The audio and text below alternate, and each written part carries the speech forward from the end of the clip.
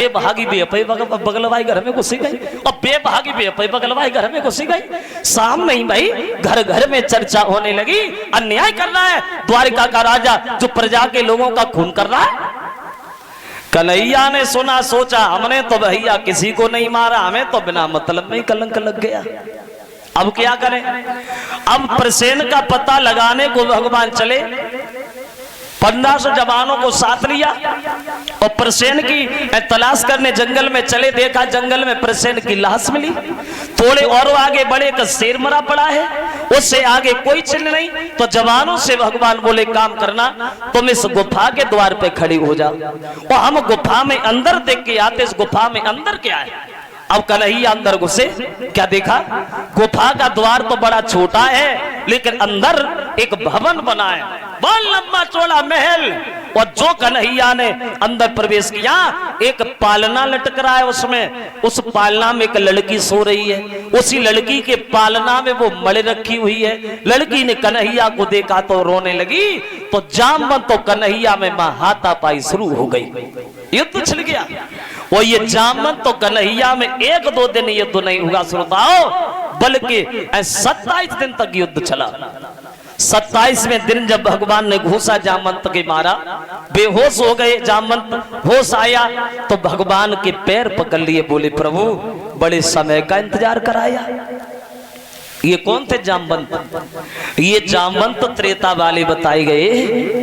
जब लंका पे विजय पाकर के सब लोग वापस लौट रहे थे, तब राम ने सबसे पूछा था भैया लड़ाई से किसी के अरमान अधूरे तो नहीं रहे?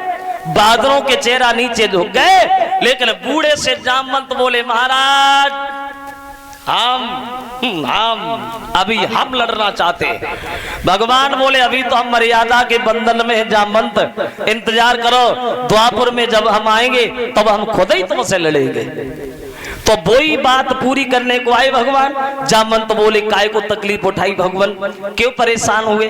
बोले सब मड़े को हमें दे दो, मड़े के पीछे कलंक लग गया है। जवाब दिया मड़े भी ले जाओ, मड़े वाली को भी ले जाओ।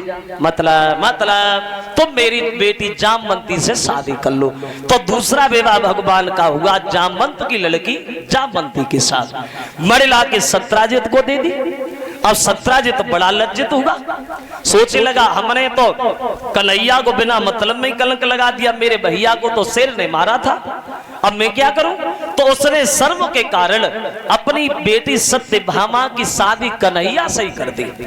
अब 3 शादी हो गई, रुक्मिणी, जामवंती और सत्यभामा। अब क्या होगा? इधर श्याम सुंदर एक दिन सखा अर्जुन के साथ यमुना के किनारे घूम रहे थे। तो यमुना के किनारे कन्हैया ने देखा झाड़ियों में एक लड़की बैठी है अकेली, बहुत सुंदर है। उस लड़की को देख के भगवान पूछने लगे कौन है आप, क्या नाम है तुम्हारा? तो लड़की ने जवाब दिया प्रभु मेरे पिता का नाम सूर्य है और मेरा नाम कालिंद्री है, और मेरे पिता ने मुझसे ये कहा तुम्हारे पति यमुना पे मिलेंगे, बरसों से इंतजार में यहाँ बैठे हैं, अब हमें ये बताओ हम तुम्हारे साथ चलें या मतलब यही कुछ इंतजार करें? अर्जुन बोले कैसे? हम 3 औरतें घरे बैठी हैं, जिधर जाओ उधर शादी तैयार, कब तक शादी करते रहोगे कन्हैया? भगवान बोले करते ही रहेंगे जब तक होती रहेंगी, हम काहे को मना करें, मैं तैयार है, कदम तैयार। तो चौथा विवाह भगवान का कालिंद्री से, 5वां विवाह मित्र बिंजता से, 6वां विवाह शीलभद्रा से, 7वां विवाह सत्या से और 8वां इनका विवाह होगा लक्ष्मणा से।